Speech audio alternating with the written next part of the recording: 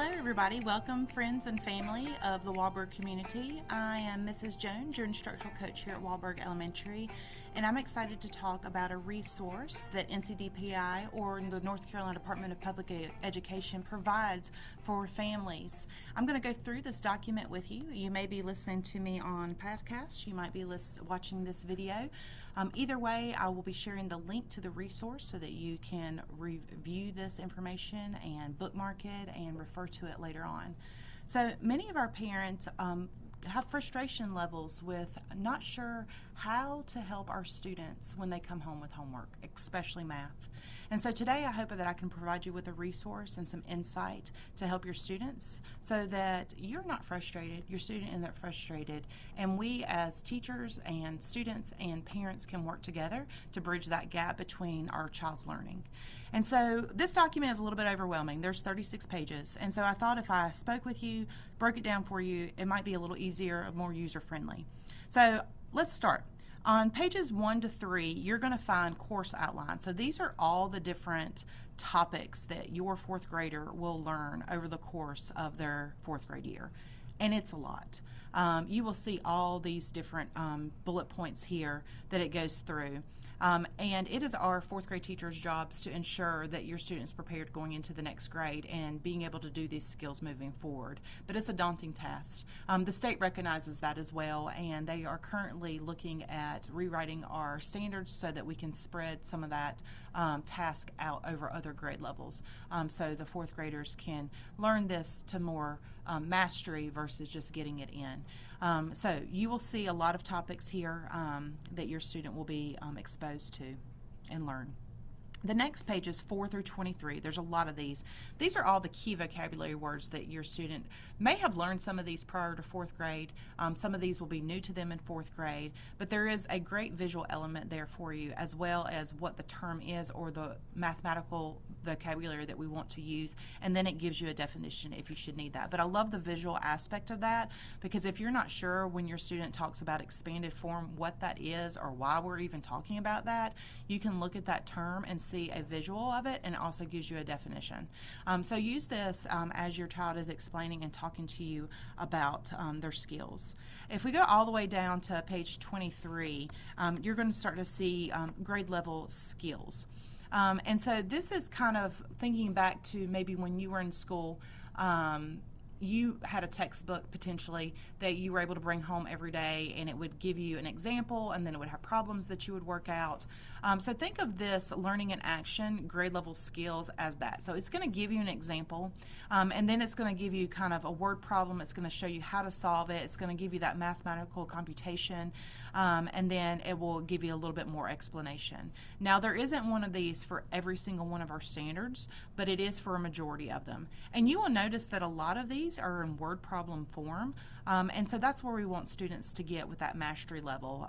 They are learning for comprehension, just like we're doing in our ELA class and in science, and then how do we take what we are learning in that word problem and put it into numerical form.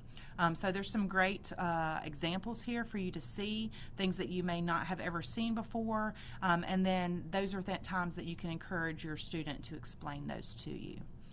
Sometimes when we're asking students, what is happening, what have you done today, can you explain this to me, they're like, what do you mean? So we'll get to that in just a minute. There is some resources to that. But before we get there, right underneath your grade level skills, there is on page 32 resources. These are all hyperlinked already for you from the state, and all of these resources are free. So these are some math learning games. Khan Academy's got some great videos on there. Study Drams is fun music tied to those mathematical concepts. There's a lot of different resources here. And then our school, we have a subscription that is purchased through IXL, and you will notice that's on here too. Your student, that will be a paid resource, but your student does have access through that the school email. Okay, so there's some great resources if you're just wanting your student to do, 10-15 minutes of extra practice at home every day. That's a great way for them to build that fluency and automaticity with multiplication tables, especially. So at Home Connect, so this is what I was talking about, kind of just some sentence starters for us as parents where we can say, hey, how was class today? Good. We get those one-word answers. So if your student's working on their math problem and you see them working it and they're kind of struggling, you can say, hey, tell me how you solved a problem in math class today. Can you show me an example that your teacher gave you? Or tell me how your teacher taught you how to do this long division. Or tell me what you're learning in math class today. Tell me what is confusing you if they get frustrated. And this may sound kind of funny. Why do we need these sentence stems? But in moments of frustration or in times where we don't feel as adequate in helping our child teach that skill, we sometimes might need these sentence starters to just get us talking and getting our students talking. So use those as you feel the need to. Then we move on from here, and we've got some challenges to anticipate.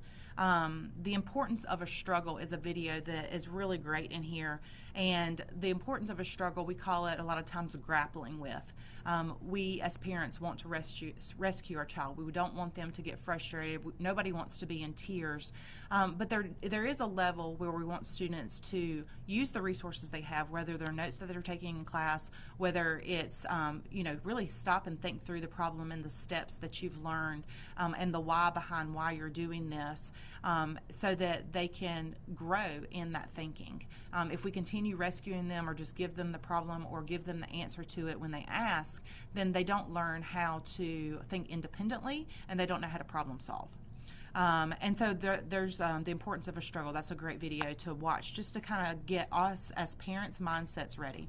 And then mind-boosting videos, that is a way to kind of just get our brains thinking and getting us excited about the prospects of what's coming with our mathematical learning. And then try the problem even if it's wrong. Remember that learning is a process that making mistakes help us better understand. It gives you just a couple of short little tips here, and some math games and things like that could help your student, which is a great resource. So I hope that this helps. I hope that you can use this. We, as a fourth grade team, as a school, want to support our parents where we can, and having conversations with you and giving us tips and ideas of how we can better do that is how we make Wahlberg great. So I hope you've enjoyed this. Thank you for taking the time to listen, and until next time, keep learning and exploring.